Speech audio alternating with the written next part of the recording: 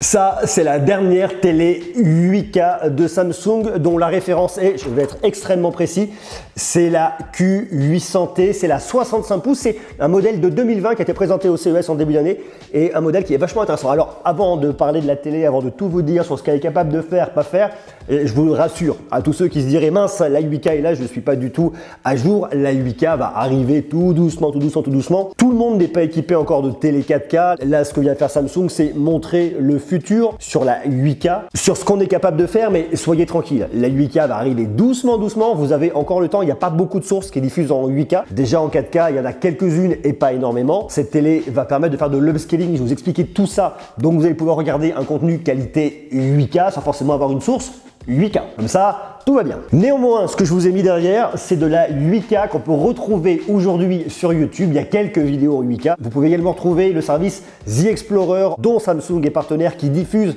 des images en 8K, mais sinon, globalement, la 8K, il n'y en a pas. Petite coupure, et en plus de ça, je vais vous offrir le cadeau que je vous présente. Vous avez le lien en bas dans la description. Aujourd'hui, c'est une vidéo qui est réalisée en partenariat avec Roborock. Alors, Roborock, je ne sais pas si vous connaissez, j'en ai beaucoup parlé parce qu'ils fabriquent des aspirateurs pratiques, intelligents, malins pour la maison. Personnellement, je les utilise et je trouve ça vraiment bien. Et là, ils ont sorti un nouveau produit qui est là-dedans, que je vais vous présenter. Aujourd'hui, on se unbox, on se fera le test d'ici quelques jours. Cet aspirateur-là, il est vachement bien parce qu'en fait, il vous rend un très grand service. C'est-à-dire que déjà tous les aspirateurs Roborock, ils étaient très pratiques parce qu'ils cartographiaient votre maison, ils sont intelligents pour le lavage, tout ça. Vous programmez, vous en mettez pas, vous partez de chez vous, vous rentrez, c'est propre, c'est pratique, c'est génial. Mais celui-là, il va encore plus loin. Pourquoi? Parce qu'il a des caméras à l'avant qui donnent une vision stéréoscopique et qui lui permet de reconnaître les objets. Quand vous faites passer votre aspirateur Roborock, vous êtes obligé d'avoir une maison rangée parce que s'il y a des objets qui traînent, il va les pousser, c'est pas pratique, c'est pas ce qu'il y a de mieux. Là par contre, il va reconnaître les objets, il est couplé avec de l'intelligence artificielle et dans mon cas à moi, il y a un truc qui est vraiment très bien. Jusqu'à présent, la seule pièce où il allait pas, c'était la chambre d'Eliott parce que justement, elle était jamais rangée et qu'il y avait des jouets de tous les côtés. On voit bien là le côté stéréoscopique, ça c'est vraiment bien. Le nom de l'aspirateur, c'est le Roborock, le S6 Max V. Vous pouvez faire plusieurs étages, comme ça c'est vraiment bien. Si vous avez une maison de plusieurs niveaux, eh bien il va cartographier toutes les pièces de la maison, il va les reconnaître. Il a un contrôle intelligent de l'aspiration, enfin voilà, le truc est super bien. Alors ça c'est pour poser au sol, le manuel, les câbles, les filtres. Ça c'est pour le lavage. Et voilà la bête. Yeah, c'est un peu brillant, c'est pas mal. Ils ont bien bossé. Et en fait, le truc, c'est ça là. C'est cette vision stéréoscopique. Quand il va rencontrer un obstacle, déjà il va le toucher, il va se décaler. Et là, il va reconnaître les objets grâce à ça. Ça, c'est vraiment cool. Donc ça, on s'en reparle dans quelques jours. Donc je vous invite à vous abonner si c'est pas déjà le cas. Ce produit est très cool. Je vous ai mis les liens en bas dans la description pour aller le découvrir et le précommander s'il vous intéresse. Et n'oubliez pas, vous avez également le lien pour participer au concours. On retourne maintenant à notre vidéo sur notre télé du 8K de Samsung. Commençons par le commencement. Ce qu'on va pouvoir retrouver ici, c'est une télé, je vous le disais, 8K avec des bords qui sont vraiment extrêmement fin. Ça permet d'avoir quelque chose de vraiment bien intégré chez vous. C'est aussi un très beau meuble parce que c'est quelque chose qui est énorme. Je dis meuble, c'est pas un meuble, mais c'est le format que vous avez là. La télé avec le pied fait pas moins de 32 kg. Autant vous dire qu'il faut être deux pour le déplacer. C'est quand même un gros bébé et il vous faut la pièce pour pouvoir l'accueillir chez vous, bien évidemment, sans aucun problème. Bon, le truc qui me plaît déjà, c'est les bords qui sont vraiment très fins. Regardez là. C'est très fin d'un côté comme de l'autre, de haut en bas, de tous les côtés. C'est extrêmement bien profilé. Lorsque vous la regardez de face, on voit à peine les bords, c'est très léger, ça fait vraiment une très belle place à l'image, ça c'est vraiment très cool. Ce que j'aime bien aussi, c'est le pied qui est surélevé. Alors il y a un petit point négatif et on le voit tout de suite derrière, c'est le passage de câble que je trouve pas vraiment idéal. Par contre le pied, ce que j'aime beaucoup, c'est que ça le dégage, ça permet d'avoir quelque chose quand même qui est beaucoup plus haut, c'est très aérien et ça pour moi c'est vraiment un des points forts aussi de ce téléviseur. Maintenant le truc un peu négatif, c'est comme je vous le disais, vous voyez les passages de câble, vous n'en avez pas. Il n'y a absolument rien pour venir faire passer votre câble d'alimentation et je trouve ça vraiment dommage. Là je parle de la lime, mais c'est exactement la même chose pour le reste de la connectique puisque vous avez tout qui sort ici. Bon, je suis un peu mauvaise langue quand je dis qu'il n'y a rien qui existe. Vous pouvez passer vos câbles dans les espèces de rainures là, mais ça tient pas et voilà, bon, ça sert strictement à rien. Une fois qu'on a oublié ce point de détail là, on a quand même une superbe télé. Il existe 3 dimensions, là c'est 65 pouces. Vous pouvez faire encore plus grand en 75 pouces et en 82 pouces. Vous vous en douterez, plus vous allez augmenter en taille, plus le prix va gonfler, mais ça je vous le dirai à la fin de la vidéo. D'ailleurs en parlant de ça, si vous n'êtes pas déjà abonné, je vous invite tout de suite à venir vous abonner en cliquant sur le bouton qui se trouve juste ici en dessous. Vous actionnez la cloche, comme ça vous serez notifié dès qu'une nouvelle vidéo, puisque je vous parle de tech, télé, smartphone, tablette, ordinateur, je vous aide à mieux vivre votre vie numérique et je vous donne plein de conseils, d'astuces et de tutos, donc abonnez-vous si ce n'est pas déjà le cas. Mais le point le plus important sur un téléviseur, ça reste quand même son écran et ici vous avez un écran qui est énorme. Vous avez 33 millions de pixels. C'est donc de la 8K 7680 par 4320. Une diago de 163 cm. Un des premiers points qui est extrêmement important, c'est les angles de vision. C'est-à-dire que lorsque vous êtes en face de votre télé, vous voyez bien l'écran, vous avez une qualité d'image, tout va bien, c'est optimal. Mais lorsqu'on vient se déplacer, surtout chez moi ici, vous voyez, le canapé est sur le côté. Et bien lorsque vous venez vous déplacer, et bien vous avez toujours une excellente visibilité, quel que soit l'endroit où vous allez vous situer. Regardez, par exemple, je me mets sur le côté comme ça, je vois vraiment bien ce qui se passe à l'image. Et de la même manière, si je me mets sur le côté ici, je vois aussi vraiment bien ce qui se passe. Je sais pas si vous voyez, mais en fait, là, on voit des espèces de traînées.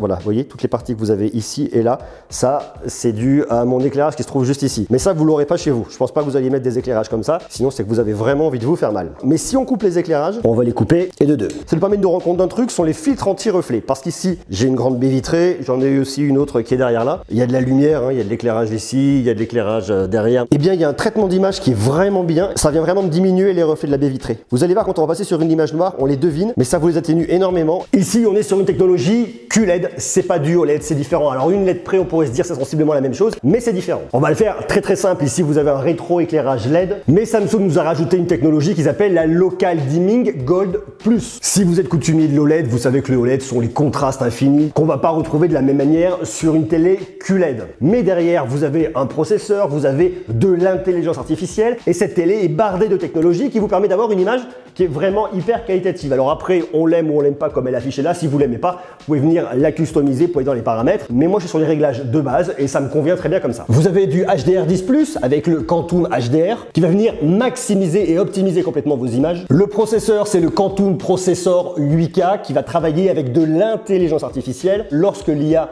va reconnaître une scène, va reconnaître notamment un ciel bleu, et bien il va venir optimiser par rapport à toutes les données qu'il a sur un ciel bleu, pareil sur de la montagne, pareil sur la mer, pareil sur un arbre, sur un cheval, sur un chat, sur tout ce que vous voulez. Ça permet d'avoir des images qui sont complètement optimisées. On a une techno qui s'appelle l'Adaptative Picture. Ce que ça vient faire, l'Adaptative Picture, eh bien ça va venir adapter la lumière de votre téléviseur par rapport à la lumière ambiante. Vous n'allez pas avoir la même lumière si vous êtes le soir dans votre salon, lumière un peu feutrée à vouloir regarder un film, ou si vous vous retrouvez par exemple en pleine journée, baie vitrée ouverte avec un grand soleil qui arrive dessus. Donc votre télé va venir adapter la luminosité de votre écran avec un pic de luminosité allant jusqu'à 2000 nits. Vous avez une techno qui s'appelle le Full LED Local Dimming Gold Plus. Alors qu'est-ce qui se passe derrière un noir rallonge comme ça? C'est de l'analyse de l'image en permanence pour restituer le meilleur contraste. Et vous avez toutes les technologies d'upscaling. Alors qu'est-ce que ça vient faire l'upscaling? On va imaginer ça comme ça. Imaginez que vous avez vous ici votre Full HD qui va venir prendre cette partie-là de cette image et vous voulez l'afficher sur une télé comme ça. On est bien un petit peu embêté à ce moment-là. Et bien ce que va faire votre télé, le processeur, il va venir calculer pour venir optimiser votre image pour qu'elle puisse s'afficher sur un écran 8K et qu'en gros vous ayez un affichage 8K même si votre image n'est pas native en 8K. Alors attention ici, il faut vraiment avoir une source de qualité. Moi il m'est arrivé lorsque je regardais des fois des programmes le soir d'avoir un peu moins de bande passante, une image qui bavait un peu, ça se restituait forcément à l'écran et c'était pas génial. Mais là vous voyez par exemple, je vous mets une vidéo qui tournait en 4K, la qualité est au rendez-vous, ça vous permet de profiter d'images 8K qui ne sont pas 8K grâce à la technologie d'upscaling. On a aussi une techno qui est là pour le gaming, c'est le Real Game Enhancer Plus qui va adapter réellement votre image par rapport à vos besoins de gaming. Côté connectique, vous avez deux prises USB 2.0, vous avez une sortie audio optique, vous avez 4 HDMI 2.1 dont un qui est IARC, c'est là où je suis connecté tout de suite. Vous avez également une prise Ethernet, vous avez de quoi brancher TNT, câble, satellite et vous avez l'alimentation qui se situe de l'autre côté là-bas. Maintenant, il y a un point qui est aussi pour moi très important sur ce téléviseur là parce qu'il est quand même très massif de par le volume qu'il prend dans une pièce. Et bien c'est le pied que je trouve très léger. Pas en poids, il est extrêmement lourd, mais c'est normal pour venir tenir une télé comme ça. Mais en termes de visibilité dans votre pièce, je le trouve vraiment léger. Il a ce côté un peu profondeur qui est très sympa. Et en fait, il est en deux parties. Vous avez cette espèce d'arc de cercle là, où vous avez une autre partie en plastique qui est là. Tout ça fixé avec 8 vis. C'est très robuste. Et vous voyez, lorsque je prends encore plus de recul, c'est très aérien. Alors ici, moi, j'ai pas le mur qui est adapté. Elle est trop grande pour mon intérieur. Et sans même venir la fixer, je trouve que ça apporte vraiment de la légèreté. Ça vient la détacher par rapport au meuble. Un autre point qui est important, qui a été très bien réussi de la part de Samsung, c'est leur télécommande. Je la trouve vraiment très premium. Vous n'avez pas grand chose dessus. Ici, vous pouvez venir parler dedans pour votre assistant vocal. Je vous en parle dans quelques instants. L'ambient mode peut venir activer, désactiver, play, pause, le bouton home, monter, baisser le volume, changer de chaîne. Et vous avez avez 3 boutons dédiés, Netflix, Prime Video et Rakuten TV. C'est un objet qui est très premium et qui ferait presque un peu télécommande décorative dans votre intérieur. Ici, ça fonctionne sur Tizen. Alors Tizen, ça va être toute la partie logicielle que vous allez retrouver. Vous avez plein de contenu qui est classé, les séries, Pride, la fête des pères, films d'action. Vous avez votre menu avec vos applications que vous pouvez venir installer, désinstaller comme vous le souhaitez. C'est votre catalogue d'applications. Vous avez YouTube, Disney+, Molotov, MyCanal, Spotify, OCS, Deezer, j'en passe et compagnie, vous en avez pas mal. À vous de voir ce qui vous intéresse selon vos centres d'intérêt. Vous avez également des jeux. Vous pouvez donc venir vous amuser, utiliser votre télé comme une petite console et piloter tout ça grâce à votre télécommande. Vous avez accès à vos sources très facilement, vos paramètres, vous avez un e-manuel si jamais vous galérez. Et puis toutes vos applications, vous les retrouvez, elles sont installées juste ici. C'est très simple, c'est intuitif, ça marche très bien. Personnellement, Tizen, j'aime beaucoup. Mais vous pouvez également venir piloter votre télé grâce à l'application SmartThings. Je la retrouve ici, je peux contrôler ma télé, je peux monter le son, baisser le son, j'ai une espèce de paille pour bien choisir, monter les chaînes, baisser les chaînes. J'ai pas mal d'interfaces différentes. D'ailleurs, à l'installation, votre téléviseur, vous la paramétrez grâce à SmartThings. Vous faites les premiers réglages de base. La partie audio dans tout ça, parce qu'avoir un bel écran, une bonne qualité d'image, c'est bien, mais si le son n'est pas à la hauteur, ça serait un peu dommage. Ici, on a quelque chose qui fonctionne très bien, en termes de spatialisation surtout. On va avoir un spectre qui est assez bien, mais si vous voulez aller plus loin en termes d'expérience pour vraiment apporter un peu plus de rondeur, lorsque vous allez regarder des films d'action ou des grosses séries science-fiction, vous voyez où ça vibre, vous n'allez pas le retrouver sur cet écran-là. La télé marche très bien comme elle est là, mais si vous voulez aller plus loin, il vous faut une barre de son. Samsung en propose qui sont complètement compatibles, mais attention, et je vous le dis, ça fonctionne très bien, la qualité comme elle est là est vraiment bien. Vous avez une puissance totale de 70 watts, vous avez pas moins de 6 haut-parleurs répartis un peu de partout et vous avez une techno qui s'appelle OTS+, Object Tracking Sound Plus. Il va y avoir une reconnaissance du déplacement d'un objet sur votre téléviseur. Vous allez entendre ce que vous voyez. Je vous le montre dans un exemple. Vous voyez un bateau qui se décale comme ça. Et bien le son va se décaler aussi. Cette télé de Samsung va venir apporter encore plus à l'immersion. Et il y a une autre techno qui est assez intéressante, c'est une amplification vocale lorsque vous avez beaucoup de bruit de fond. Ici par exemple, c'est une seule et même grande pièce. Vous avez ici la partie salon, mais vous avez la partie cuisine qui est juste à côté. Donc lorsque je suis en train de mixer, que je suis en train de cuisiner ou que je passe l'aspirateur ou je ne sais quoi encore autre, si Elliot par exemple regarde un dessin animé à ce moment-là, eh bien ça vient l'embêter. Ce qu'on fait un petit peu usuellement, on vient monter le son de la télé, mais après on se trouve avec des volumes sonores absolument incroyables. Donc ce que vient faire ici votre télé, elle vient mesurer le bruit ambiant et lorsqu'il y a beaucoup de bruit, elle vient réajuster les fréquences au niveau de la voix pour permettre à la voix de se détacher sans forcément avoir besoin de monter le son de la télé. Et lorsque le volume sonore va venir diminuer, elle va venir réajuster. En gros, elle va venir réajuster dynamiquement et en permanence. Vous avez votre assistant intelligent avec vous, soit Bixby, soit Amazon Alexa, arrivera grâce à une mise à jour ultérieure Google Assistant, mais pour l'instant, c'est pas encore le cas. Et vous pouvez venir ici brancher vos appareils d'Apple grâce à Apple AirPlay. Aujourd'hui, ce téléviseur n'est pas forcément fait pour tout le monde. On reste quand même sur un produit de niche. On reste sur un produit qui est très cher. J'ai tout marqué là-dessus. Sur la version 65 pouces, on est à 3 999 €. Ça reste quand même un gros budget, mais je dirais que pour rentrer dans de la 8K aujourd'hui, c'est assez convenable. Mais c'est quand même beaucoup d'argent. On est d'accord là-dessus. La version 75 pouces coûte 5 499 € et la version 82 pouces coûte 6 999 €. Il y a une autre gamme 8K chez Samsung qui coûte encore plus cher. Je ne vais pas dire que c'est la gamme la plus abordable, même si quelque part ça l'est. Est-ce que maintenant il faut aller là-dessus? Est-ce qu'il faut l'acheter? C'est une question très personnelle. Pour moi, c'est un produit qui est destiné plus aux technophiles, aux personnes qui veulent les dernières innovations. Est-ce qu'on a besoin de 8K aujourd'hui? Non. Est-ce que c'est un écran qui est cool et qui est de bonne qualité, qui est hyper agréable à avoir chez soi?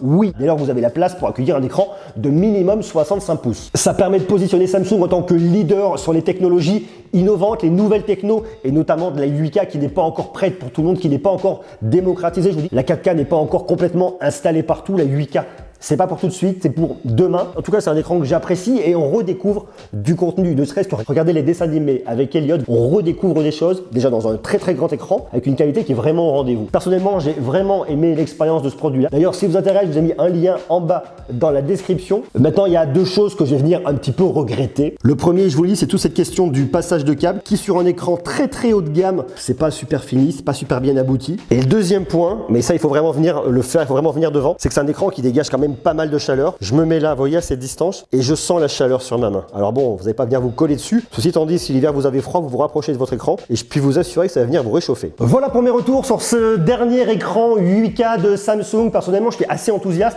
La techno 8K, je la trouve intéressante, on n'y est pas encore, mais ça permet d'aller encore plus loin en termes de qualité d'image, que ce soit bien évidemment pour du visionnage de films. L'audio est de bonne qualité, mais si vous voulez aller plus loin, il faut venir mettre une barre de son, et si vous allez mettre une telle somme sur une télé comme ça serait dommage de ne pas aller plus loin en termes d'expérience audio avec une barre de son complètement adaptée. À vous de me dire, vous maintenant, ce que vous en pensez en bas en commentaire. Est-ce que vous seriez prêt à acheter un téléviseur 8K? Qu'est-ce que vous pensez de cette solution que nous propose Samsung là, de cet écran là? Est-ce que vous le trouvez intéressant? Est-ce que vous pourriez franchir le pas ou est-ce que vous l'avez déjà franchi? Marquez-moi tout ça, bien évidemment, en bas, en commentaire. Quant à nous, on se retrouve très rapidement pour continuer à parler de tech et également à parler de téléviseur. Je vous envoie beaucoup d'amour et à très bientôt. Ciao, ciao.